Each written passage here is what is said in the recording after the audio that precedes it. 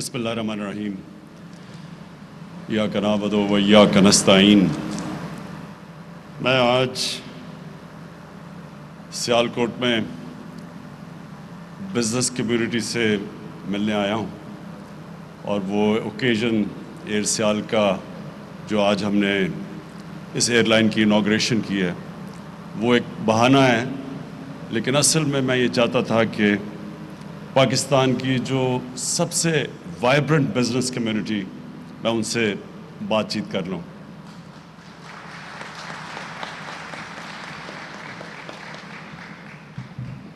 پہلے تو یہ ایئرپورٹ بنایا، یہ بھی پاکستان میں کسی شہر نے خود ہی پیسے جمع کر کے اتنا شاندار ایئرپورٹ اور اتنے کم پیسے پہ کوئی ایسا ایئرپورٹ نہیں بنا۔ تو پہلے تو میں یہ بڑی دیر سے بنا ہوا ہے، لیکن آج اس کی بھی مبارک دیتا ہوں،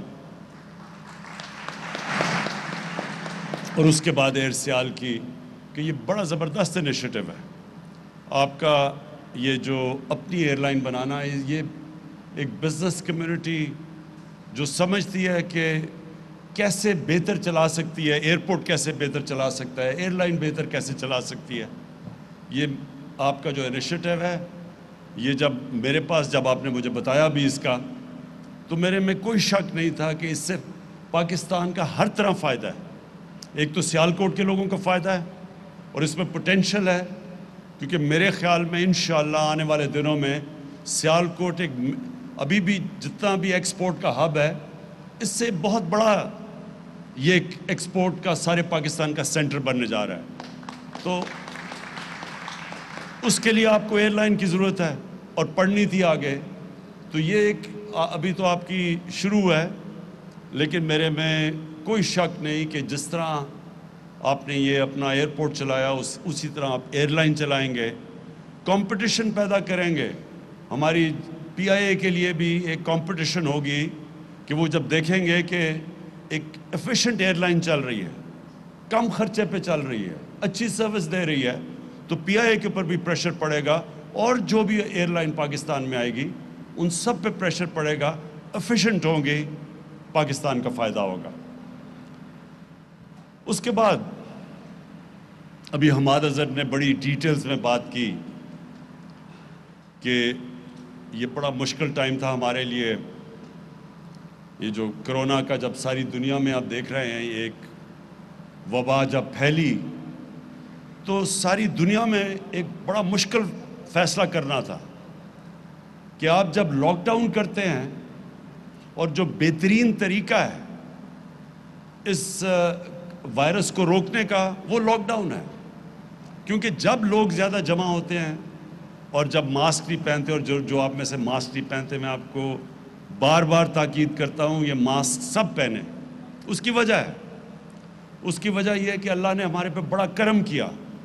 جو پہلے ویو کے اندر پاکستان جس طرح کرونا وائرس سے نکلا ہے، ہماری کوشش تھی، عوام نے ہمارے ساتھ پوری طرح تعاون کیا، اور پھر اللہ کا کرم ہوا کہ ہم آج جو نکلے ہیں، جس طرح حماد نے کہا، WHO نے کوئی 7 ملک بتائے ساری دنیا میں جو سب سے بہترین طریقے سے کرونا وائرس سے جنہوں نے نیگوشیٹ کیا، نیویگیٹ کیا، کہ اپنے لوگوں کا روزگار بھی بچایا، اپنی بزنسز بھی بچائیں، اور لوگوں کو کرونا سے بھی بچا لیا۔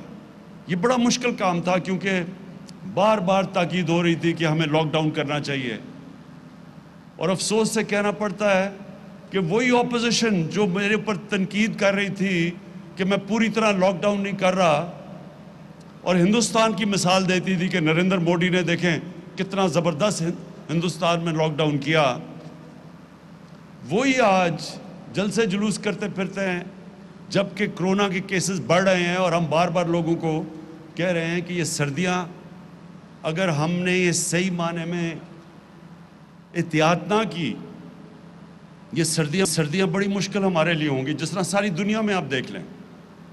امریکہ کے اندر آج ہر 4 دنوں میں اتنے لوگ کرونا سے مرتے ہیں جتنے ابھی تک 7 مہینے میں ہمارے اللہ کا شکر ہے نہیں مرے، یعنی اتنی تیزی سے وہاں پھیل رہی ہے، اور کیلیفورنیا میں پورا لاک ڈاؤن کیا ہوا انہوں نے۔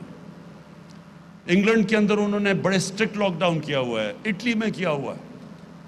تو ہم ابھی سے اگر احتیاط کریں جس طرح ہم نے پہلے کی تھی تو یہ سردیوں میں ہم اپنے ملک کو بچا سکتے ہیں، اپنی انڈسٹری کو بھی بچا سکتے ہیں اور اپنے لوگوں کو بھی بچا سکتے ہیں. تو اس لیے میں آپ سب کو بار بار تاکید کروں گا کہ سب سے آسان طریقہ اس وائرس کو روکنے کا یہ ماسک ہے. اچھا، میں پھر سے اب جو حماد نے باتیں کی میں اس سے آگے جاتا ہوں. دونوں منسٹرز حماد اظہر اور رزاق داؤد، انہوں نے بڑا زبردست بزنس کمیونٹی کے ساتھ انٹریکشن رکھا ہے. مسلسل یہ ان سے انٹریکٹ کرتے ہیں، پوری مجھے فیڈ بیک دیتے ہیں، جو بھی بزنس کمیونٹی کے پرابلمز ہیں وہ ہمیں بتاتے ہیں. اور ہماری پوری کوشش ہے کہ بزنس کمیونٹی کو پورا انکریج کیا جائے تاکہ پاکستان میں پھر سے انڈسٹریلائزیشن شروع ہو. آج سے 50 سال پہلے 60s کی دہائی میں پاکستان نے سب خطے میں سب سے تیزی سے انڈسٹریلائز کر رہا تھا. ہماری جو انڈسٹریل پروڈکشن تھی وہ کئی ایشین ٹائیگرز کی ملا کے پاکستان کی ان سے زیادہ تھی. اور پاکستان جس طرح آگے بڑھ رہا تھا، اگر غلط پالیسیز 70s میں نہ ہوتی تو پاکستان کی انڈسٹری کہاں سے کہاں پہنچ جاتی. لیکن بدقسمتی سے جو پالیسیز تھی وہ اینٹی بزنس اور اینٹی انڈسٹری تھی. یہ اس کے بعد اب یہ پہلی آپ کے سامنے گورنمنٹ آئی ہے جس کی اب پالیسی ہے پاکستان کو انڈسٹریلائز کرنا، جس کی اب پالیسی ہے کہ ہم نے اپنی بزنس کمیونٹی کو انسینٹیوز دینے ہیں، ان کی رکاوٹیں ختم کرنی ہیں. ان کے لیے جو فریز یوز کیا جاتا ہے ایز آف ڈوئنگ بزنس، ان کے لیے ہم نے کرنی ہے تاکہ انویسٹمنٹ بڑھے. اور یہ ہم نے کیوں کرنی ہے؟ کیونکہ میری گورنمنٹ کا جو سب سے بڑا مقصد ہے وہ یہ ہے کہ اس ملک میں غربت کم کی جائے، لوگوں کو غربت سے نکالا جائے. جو نچلا طبقہ اس وقت ہے اس کو اوپر اٹھایا جائے، اور جو علاقے پیچھے رہ گئے ہیں، جو بھی پاکستان میں علاقے پیچھے رہ گئے ہیں ان کے اوپر خاص توجہ دی جائے. مثلا جی بی ہے، گلگت بلتستان پیچھے رہ گیا. ہمارا جو فاٹا ہے، جو مرج ڈسٹرکٹس ہیں، جو پرانا قبائلی علاقہ ہے وہ پیچھے رہ گیا. بلوچستان پیچھے رہ گیا.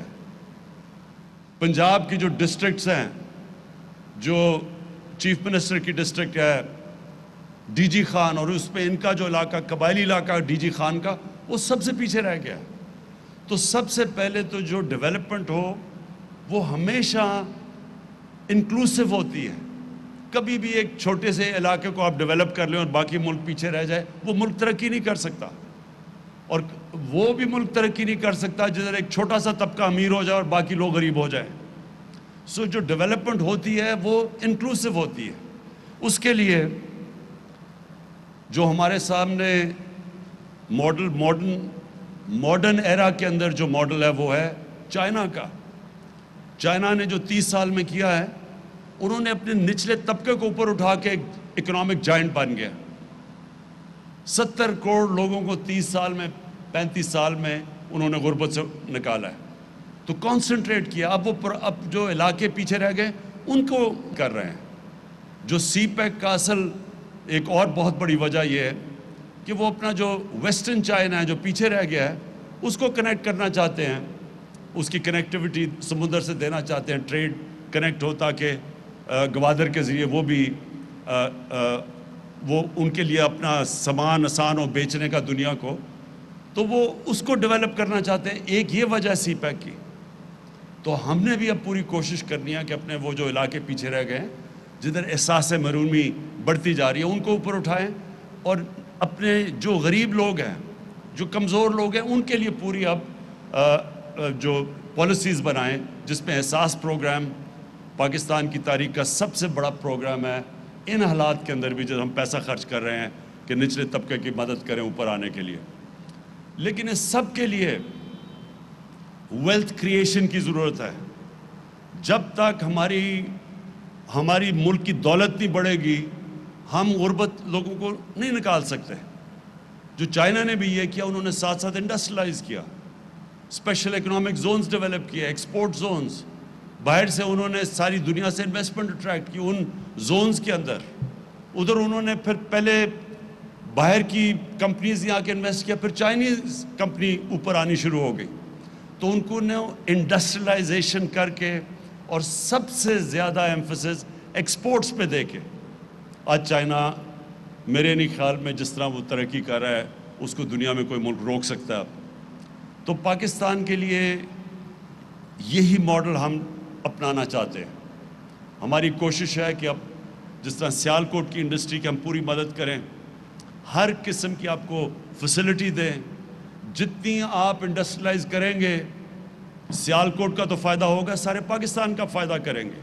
जितनी आपकी एक्सपोर्ट्स बढ़ेगी, पाकिस्तान का जो सबसे बड़ा प्रॉब्लम है हमारे फॉरेन एक्सचेंज रिजर्व्स नहीं है। ये जो हम जब आए शुरू में तो हमारे पास तो पैसा ही नहीं था। हम पूरी तरह जो हमारी लाइबिलिटीज़ थी बाहर की, हमारे पास पैसा नहीं था वो उनको पेमेंट्स करने का। कई चीज़ों पे हम डिफ़ॉल्ट कर रहे थे और ये हमारे पास मुसलसल पाकिस्तान का प्रॉब्लम आता है हमारी 70 साल तारीख़ में कि जैसे ही हमारी ग्रोथ बढ़नी शुरू होती है हमारा करंट अकाउंट डेफिसिट बढ़ना शुरू हो जाता है। हम दुनिया को एक्सपोर्ट करते बहुत कम है और इंपोर्ट ज़्यादा करते हैं। तो वो जैसे जैसे करंट अकाउंट डेफिसिट बढ़ता है रुपए पे प्रेशर पड़ना शुरू हो जाता है और रुपए पे प्रेशर पड़ता है, जब रुपया गिरता है तो सबसे बड़ा उसका प्रॉब्लम होता है महंगाई आ जाती है पाकिस्तान में, सारी चीज़ें महंगी हो जाती हैं। तो हमारा जो इम्पॉर्टेंट चीज़ है सारे मुल्क को रियलाइज़ करना है कि हमने अपनी एक्सपोर्ट्स बढ़ानी है और एक्सपोर्ट्स के लिए ये मुल्क की ज़रूरत है कि हम सियालकोट की मदद करें। और सियालकोट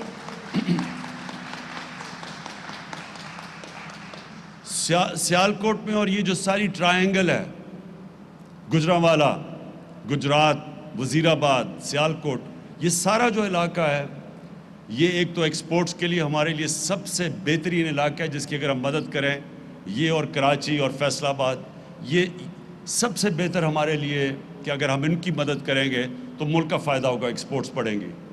और दूसरी चीज़ कि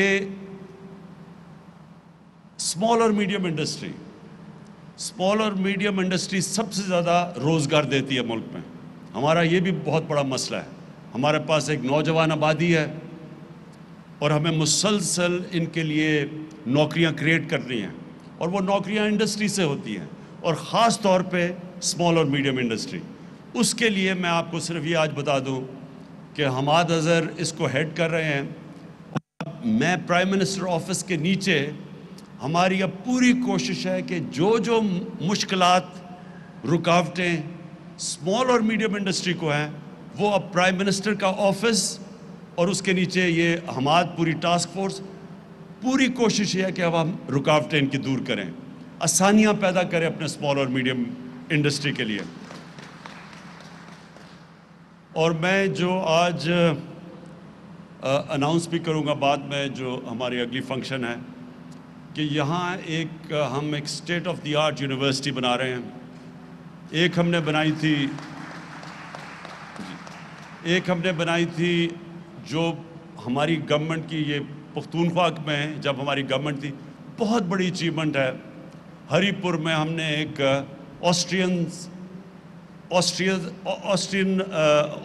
ऑस्ट्रिया इंजीनियरिंग में बहुत आगे है दुनिया से, जर्मन्स और ऑस्ट्रियंस बहुत आगे हैं। तो ऑस्ट्रियंस के साथ मिलके उनकी एक स्पेशल, उनकी बड़ी एलीट इंजीनियरिंग यूनिवर्सिटी है फॉहॉक्सहोले, वो हमने सेटअप की है हरीपुर के। अब शुरू हो गई है,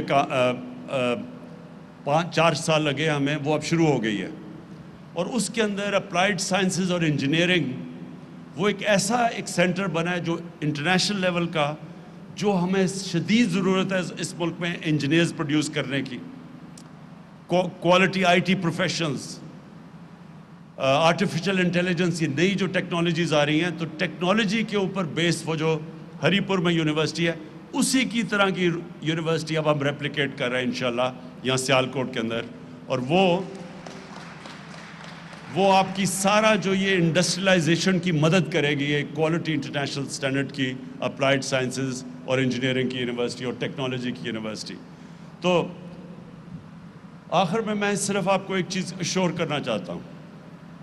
یہ جو میں آپ کے پاس آیا ہوں اور آپ کو کہہ رہا ہوں کہ پوری طرح اپنی انڈسٹری کی ہم مدد کریں گے، اور سیالکوٹ کی وہ بزنس کمیونٹی جس میں وائبرنسی ایسی ہے کہ وہ اپنی سڑکیں بھی بنا لیتے ہیں، اپنے ایئرپورٹ بھی، اب اپنی ایئر لائن بھی بنا لی ہے، ان کی اب ہم آپ کی پوری طرح مدد کریں گے. ہر طرح آپ کی مدد ہوگی. کانسٹنٹلی آپ سے، ابھی میں نے 2 ہفتے کے بعد آپ سے مل رہا ہوں، اس سے پہلے آپ نے حماد کو اور رزاق داؤد کو بتانا ہے کہ کیا کیا آپ کے ایشوز ہیں. وہ ہم آپ کو جو میرے سے میٹنگ ہوگی انشاءاللہ، اس میٹنگ میں بیٹھ کے سارے آپ کے ایشوز جو ایف بی آر سے ہیں، جو اسٹیٹ بینک آف پاکستان سے ہیں، جو یوٹیلیٹی کمپنی سے ہیں، وہ سارے انشاءاللہ ایک ہی وقت پہ ہم بیٹھ کے آپ کے سارے ایشوز حل کریں گے. اور میں سیالکوٹ کو آخر میں یہ کہنا چاہتا ہوں کہ جو انشاءاللہ ہم اپنا جو لوکل گورنمنٹ سسٹم لے کے آ رہے ہیں، ہمارا جو لوکل گورنمنٹ سسٹم ہے اس کے اندر شہروں کو ہم سٹی گورنمنٹس لے کے آ رہے ہیں. اور پہلی دفعہ پاکستان کی تاریخ میں جو سٹی گورنمنٹ بنے گی وہ ڈائریکٹ الیکشن سے میئر الیکٹ ہوگا. یہ جس طرح کے لنڈن میئر ہوتا ہے، جس طرح کے پیرس میں ہوتا ہے، جس طرح نیو یارک کا میئر ہوتا ہے، اسی طرح ایک ماڈرن میٹروپولیٹن سٹی کا ایک سیٹ اپ لے کے آ رہے ہیں. کیونکہ یہ جو آپ کے مسئلے ہیں، میونسپل مسئلے، سڑکیں، گندگی، یہ تب تک نہیں حل ہوں گی جب تک ایک ماڈرن، ایک میٹروپولیٹن سٹی کی لوکل گورنمنٹ آپ کی نہیں بنے گی. یہ پہلی دفعہ پاکستان کی تاریخ میں ہم الیکشن کروائیں گے انشاءاللہ اپریل کے بعد. ڈائریکٹلی الیکٹڈ میئر ہوگا، اور وہ میئر وہ لوگ الیکٹ کریں، آپ کے شہر کے وہ لوگ کریں گے جس میں ایڈمنسٹریٹو کیپبلٹیز ہوں گی. وہ پھر اپنی ٹیم لے کے آئے گا. وہ ٹیم ایسی ہوگی جس کے اندر ہر قسم کا شعبہ ہوگا کہ پانی سیالکوٹ کا کیسے مینیج کرنا ہے اگلے 15-20 سال تک، اس کے سیوریج سسٹم کیسے ٹھیک کرنی ہے، سڑکیں، سارا کچھ ایک سٹی گورنمنٹ پورا ایک ہی امبریلا کے نیچے ہوگی. تو آپ کو پھر جانا نہیں پڑے گا کہ پنجاب جائیں اور لاہور جا کے اپنی وہ اپنی درخواستیں لے کے جائیں. یہیں بیٹھ کے آپ اپنی خود شہر چلائیں گے. تو اگر جو اپنے ایئرپورٹ بنا سکتے ہیں، جو اپنی ایئر لائن بنا سکتے ہیں، سڑکیں ابھی بنا سکتے ہیں، تو اس سسٹم میں آپ کو پوری طرح موقع ملے گا سیالکوٹ کو ایک ماڈرن سٹی بنانے کے لیے. میں آخر میں آپ سب کا شکر گزار ہوں، مبارک دیتا ہوں ایئر سیال کو. انشاءاللہ یہ بگننگ ہے. سنا تین ابھی آپ کے پاس جہاز ہیں، 3 لیز کی ہیں. تو انشاءاللہ جو آپ کی میں انتھیوزیازم دیکھ رہا ہوں، مجھے کوئی شک نہیں کہ یہ پوری پاکستان کے لیے ایک مثالی ایئر لائنز بنے گی. بہت بہت شکریہ. وزیر اعظم عمران خان سیال ایئر لائن کی افتتاحی تقریب سے خطاب کر رہے تھے. انہوں نے اس پر مبارکباد پیش کی اور انہوں نے خطاب میں کہا کہ ہم پوری طرح اپنی انڈسٹری کی مدد کریں گے. ہم ہر طرح کی مدد کرنے کو تیار ہیں. 2 ہفتے بعد میں کاروباری افراد سے ملاقات کر رہا ہوں. اس میٹنگ میں بیٹھ کر آپ کے سارے ایشوز کو حل کیا جائے گا. انہوں نے کہا کہ ہم سیالکوٹ میں سٹی گورنمنٹ لے کر آ رہے ہیں جہاں پر ڈائریکٹ الیکشن سے میئر الیکٹ ہوگا. پہلی دفعہ پاکستان کی تاریخ میں ہم یہ الیکشن کرائیں گے جو کہ اپریل کے بعد ہوگا. وزیر اعظم عمران خان نے کہا کہ حکومت پیچھے رہ جانے والے علاقوں پر خاص توجہ دے رہی ہے. بلوچستان، جنوبی پنجاب، ڈی جی خان کا قبائلی علاقہ پیچھے رہ گیا. ہمیں احساس محرومی سے متاثر علاقوں کو اٹھانے کی ضرورت ہے. اس کے علاوہ وزیر اعظم عمران خان نے کورونا وائرس کے حوالے سے بھی بات کی. انہوں نے کہا کہ وائرس کو روکنے کا بہترین طریقہ یہ ہے کہ لاک ڈاؤن کر دیں. اگر آپ اس سے بچنا چاہتے ہیں تو ماسک استعمال کریں.